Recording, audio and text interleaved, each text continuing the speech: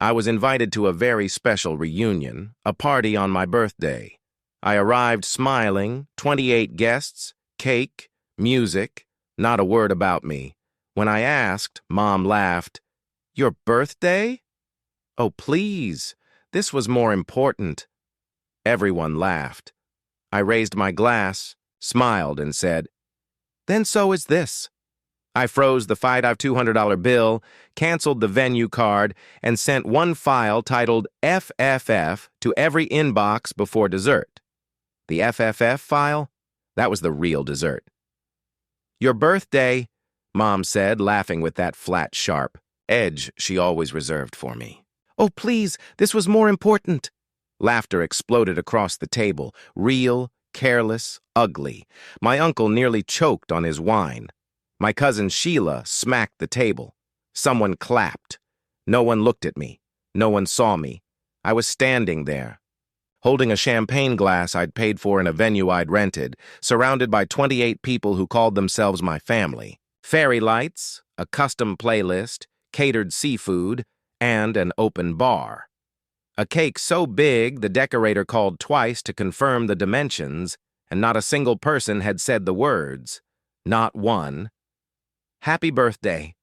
I scanned the room. My aunt winked at me like I was being dramatic. My cousin Alan raised his glass. "To togetherness," he shouted. They cheered again. My sister Claire was live streaming on Instagram, panning over the table like she was proud of the decorations she hadn't paid for. Her caption, "Best night ever with my real ones." I wasn't tagged. When I asked quietly, just once, Dad didn't even flinch. "This reunion was hard to plan, okay?" he said. "Don't make it about you." And Mom, from across the room, barked, "Honestly, grow up." That was the moment, that exact one, when something inside me stopped apologizing. I smiled, lifted my glass, tapped my phone. "To family," I said. "And if this is more important than me, then so is this." The screen behind them, still connected. To the slideshow Claire had been looping, flickered, then froze, then changed. Because I'd already scheduled the file named FFF, one copy for every inbox, every phone, every name that had RSVP'd. I canceled the venue's payment mid-toast, a $200 charge from the business card they didn't know I controlled. The cake? Unpaid. The DJ? Gone before dessert. But the file? That was the real dessert. Not because I wanted revenge, but because I needed closure, something they were never going to offer me willingly. I used to think love was measured in what you give. I gave them everything. My first real job, I bought Dad a new phone because his was cracked beyond use. "No thank you," he called it. Finally, a real man's phone, and told people at work he'd gotten a promotion bonus. When Claire's car broke down senior year, I sold my laptop, the one I used for work, and wired her $800. She posted a story the next day. "Some angels wear hoodies." People commented, "Your dad's the best." She didn't correct them. When Mom's back pain got worse, I paid for a mattress with orthopedic support, $200. Claire posted a photo of Mom in bed with tea and wrote, "We always take care of each other, in this family." Not once was I mentioned, not even a tag. I didn't say anything. I told myself, you don't do it for recognition, you do it because it's right. That was the story I used to survive, until I couldn't anymore. I paid for Claire's master's program, full tuition. Her job had fallen through, and Dad said she was emotionally fragile. He said, "Help her just this once."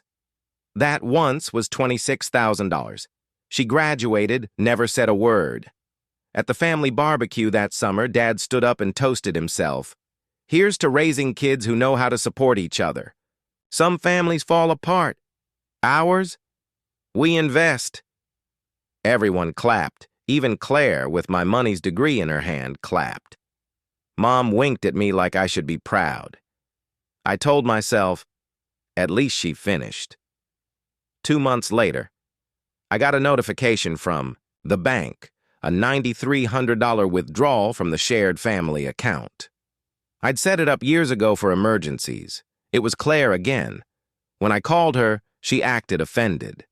"Oh my God, it was for Mom's treatment," she said. "You think I just take it?" Turns out the treatment was a week at a spa resort in Tulum. I saw it on Instagram before she could block me. Family reset, no drama, no noise, just healing with the ones who matter. Photo: Claire, Mom, Dad, no tag, no text, no shame. Dad loved to act like he was above needing help. He wasn't. I paid their gas bill for a year straight, quietly, automatically. When I turned it off, Mom called in tears. "We're freezing here," she said. "Your father is sick." 2 days later, I saw them on Facebook at a backyard bonfire, roasting marshmallows in fleece jackets. Dad was holding a drink and laughing. Caption: "Nothing keeps us down. True family knows how to stay warm." That post got 213 likes. Mine, a simple birthday post with no one in it but me, got 2. One was from a coworker. The other was from an account that doesn't exist anymore.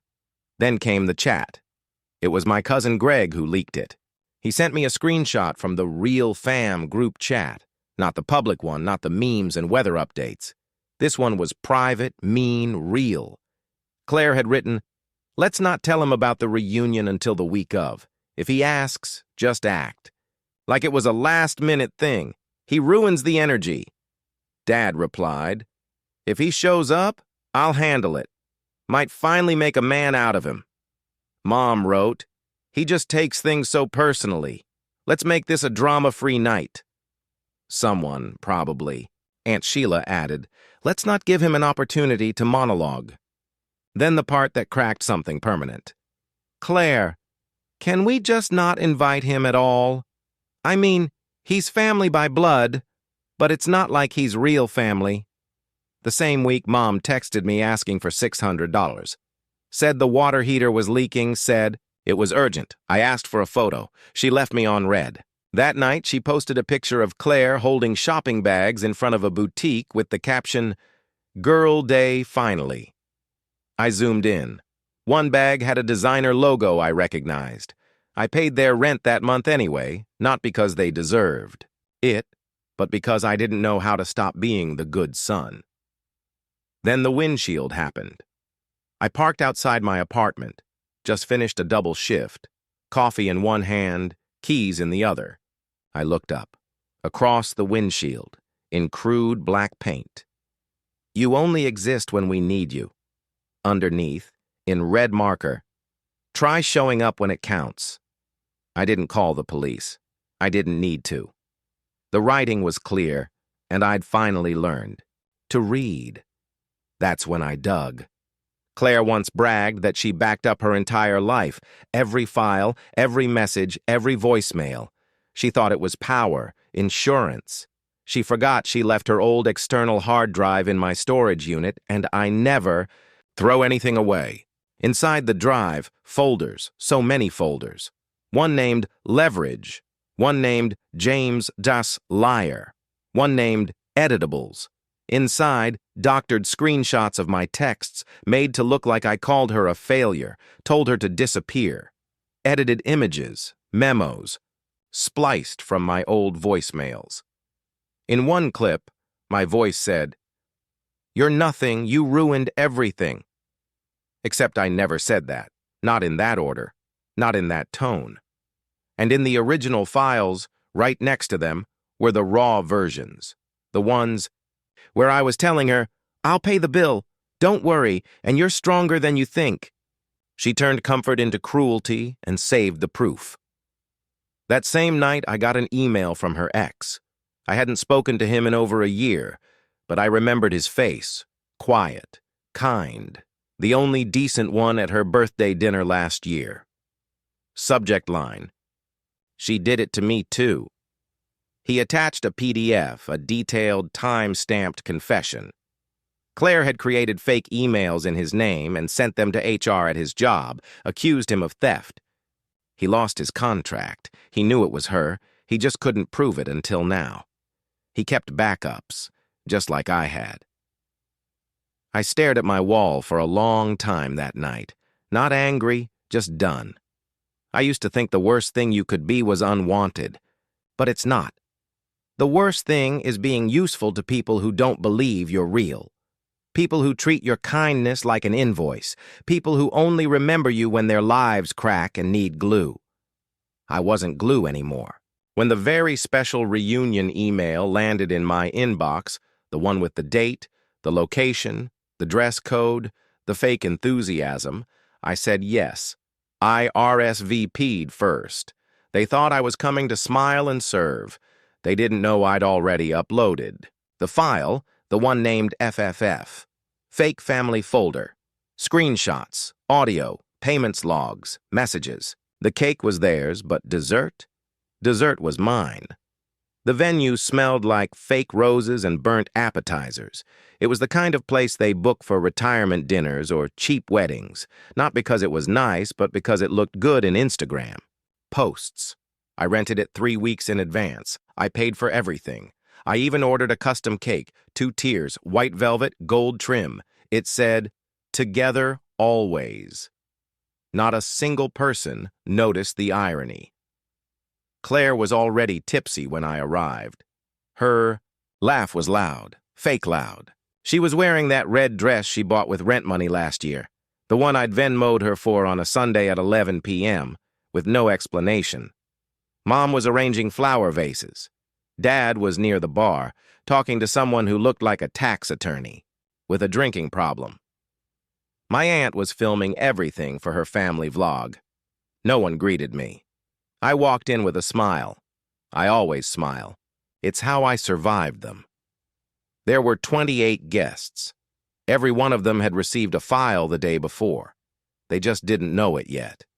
It was sitting in their inbox, silent, named FFF PDF. Some had opened it, some hadn't. It didn't matter. They would see it tonight. Dinner started with Claire giving a toast to being surrounded by the people who truly matter, she said, swaying a little. Not everyone makes the cut, you know. People laughed. Glasses clinked. She looked right at me. I lifted mine too, quiet, polite. Dad stood next to her, his voice carried like it always did, loud, forced, full of showman's pride. Tonight isn't just about reconnecting, it's about reminding ourselves who our foundation is, our blood, our strength. Someone clapped. I think it was Mom. He added without looking at me, "Not everyone shows up when it counts." I smiled wider and stood. "I'd like to say a few words," I began, tapping my glass. Silence dropped over the room like a stage curtain. I wasn't going to speak, but since tonight isn't about me, and definitely not about my birthday, I figured I'd just clarify a few things. A few chuckles, nervous, then stillness. I pulled out my phone. 1 tap. "That's all it took," I said. The lights dimmed. The projector behind me, which had been playing family photos Claire curated, flickered. I had replaced the slideshow an hour before the party. The first image came up, a screenshot of a group chat. Claire's name in blue. "Let's just not invite him. He makes everything weird anyway." Mom's reply. "Agreed. He takes everything personal. This is about love, not guilt." Dad. "If he asks, we say it was a surprise. Then maybe he'll pay for it again." Laughter echoed through the room, but not this time. I turned to face them. "These were from your phones," I said. "Claire, your old drive, the one with your receipts, you should have encrypted it." She gasped. People looked around. No one moved. The next slide, an audio clip. Her voice stitched together badly. "I always hated you. You're nothing. You ruined my life." Then the original clip, side by side, my voice. "Don't worry, I'll cover it. You're stronger than you think." Same date, same file, wildly different. "She edited them," I said. "She made fake messages, fake audio. She sent them to people, HR departments, family, even to a guy she wanted to break up with so she could ruin him first." A beat. Then her ex stood up. "Yeah, I invited him. Jake. He stepped forward, opened a black folder, and said calmly, "She did the same to me. I didn't ask him to come out of spite. I asked him because sometimes the only way to stop a pattern is to show it exists. I lost my contract, almost lost my apartment. She told me if I ever left, she'd make sure I regretted being born." Her words. I kept the texts. He placed printed screenshots on the table. Claire screamed. Dad lunged out of his seat. "What is this? You think this proves something? You think you're above us because you have what? Screenshots?" "No," I said, meeting his eyes. "I think I'm above this because I stopped lying to myself." I clicked again. The screen now showed a PDF titled Financial Summary, Past 3 Years. It wasn't about payback. I just needed someone, anyone, to finally see how much I gave without ever being asked if I had enough for myself. Every dollar I'd sent, every rent check, every tuition payment. Grocery delivery, gas bills, co-signed loans. Even the venue payment for this reunion, I added calmly. This night cost $5,137. I froze the transaction 20 minutes ago.